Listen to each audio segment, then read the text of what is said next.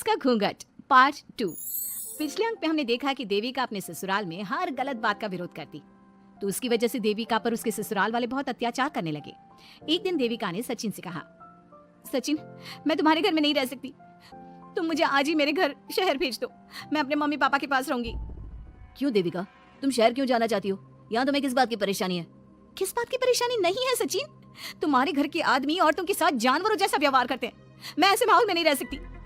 देखो देविका, तुम्हें यहीं रहना होगा। तुम्हारी शादी मुझसे हो गई है, अब मैं तुम्हारा पति हूँ और यही तुम्हारा घर है। अच्छा, तो तुम्हें याद है कि मैं तुम्हारी पत्नी हूँ?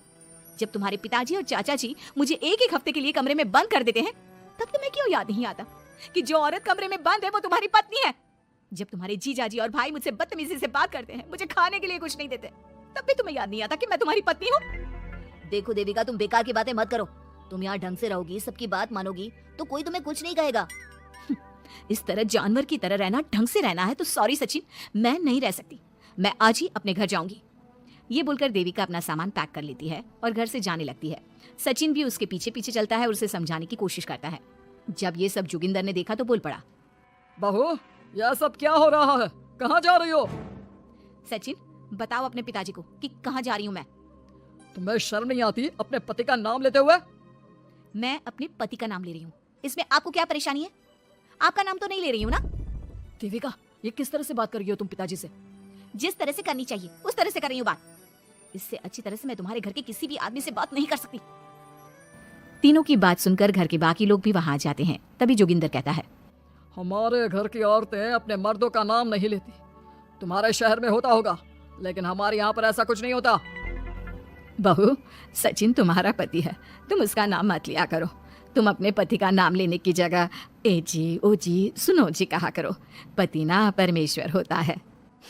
तो परमेश्वर का तो हम नाम लेते हैं। क्यों माँ जी, क्या आप अपने इष्ट देव का नाम नहीं लेती? माँ जी, ये सब इन पुरुषों के बनाए तौर तरीके हैं, औरतों को दबाने के लिए।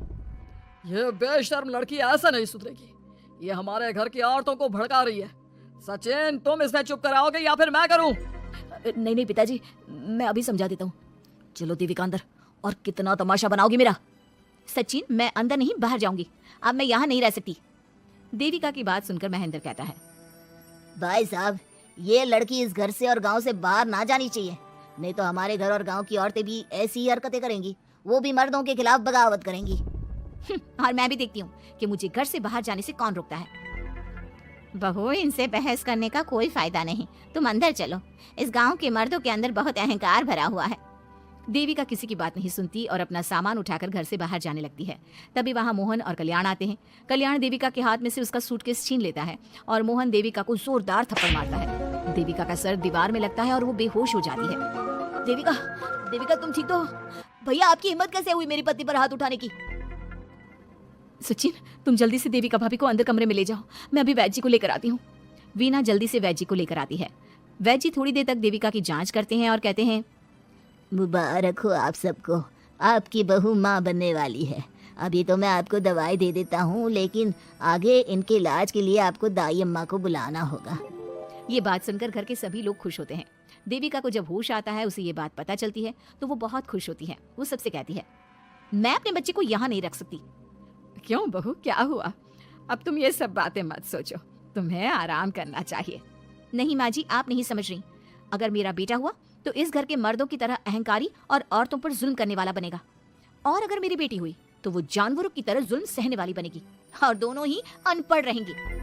देविका की बात सुनकर घर की सभी औरतों को पहली बार एहसास हुआ कि वो किस अंधकार वाले समाज में जी रही हैं। लेकिन फिर भी घर की सारी औरतें उसे ही समझाती हैं। बहू देखो, तुम्हारी बात सही है, लेकिन तुम इस हालत में सफर नहीं कर सकती। हाँ बहू, तुम यहीं रहो, अपना और अपने बच्चे का ख्याल रखो।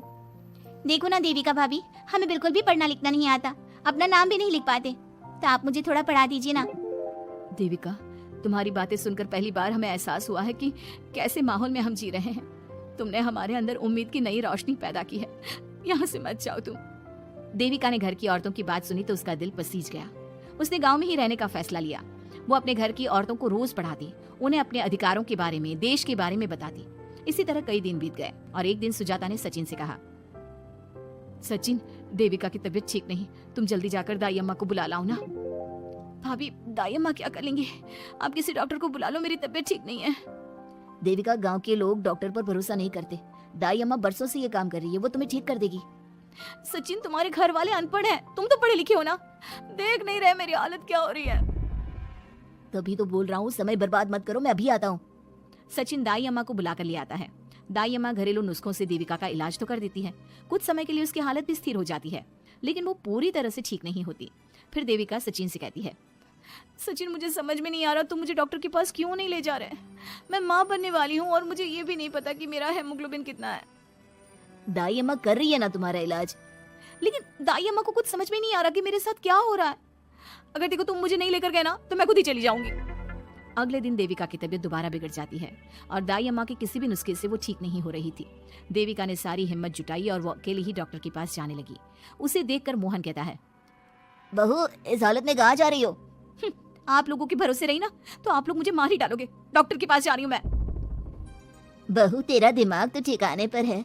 हमारे घर की औरतें मर्दों से इलाज नहीं कराती। हे भगवान, इन जाहिल लोगों को मैं कैसे समझाऊं? डॉक्टर औरतें भी होती हैं। बहू, तो हमें पागल मत बना, हमने तो कभी कोई महिला डॉक्टर नहीं देखी। तू झूठ बोलकर निकलना चाहती है ना? इस गांव की सरहद से आप लोग कभी बाहर नहीं गए ना, इसलिए आप लोगों को नहीं पता कि महिलाएं डॉक्टर के अलावा क्या क्या है। ए लड़की, तुझसे तमीज से बात कर रहे हैं तो तू ज्यादा हवा में मत उड़। बोला ना एक बार, चल अंदर जा। चाचा जी, मैं अंदर नहीं जाऊंगी, डॉक्टर के पास जाऊंगी। मेरा इलाज सिर्फ डॉक्टर ही कर सकता है। ये बोलकर देविका घर से निकल रही थी कि तभी जोगिंदर ने उसे कमरे में ले जाकर बेड पर जोर से धक्का दे दिया, जिसकी वजह से देविका के पेट में चोट लग गई और वो दर्द की वजह से जोर जोर से चिल्लाने लगी। ये देखकर घर की सारी औरतें देविका को संभालने लगी। देविका, हिम्मत रखो, सब ठीक हो जाएगा। देविका भाभी, आप ठीक हो ना? माँ, कुछ करिए ना, भाभी की तबीयत बहुत खराब हो रही है। लेकिन मैं क्या कर सकती हूँ?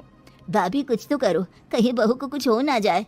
उधर जोगिंदर मेन गेट पर बड़ा सा ताला लगा देता है और कहता है, आज के बाद इस घर से कोई भी औरत बाहर नहीं निकलेगी। देविका का बच्चा भी इसी घर में होगा, ये जिंदा रहे या मर जाए। जोगिंदर की बात सुनकर सभी औरतें बाहर आती हैं।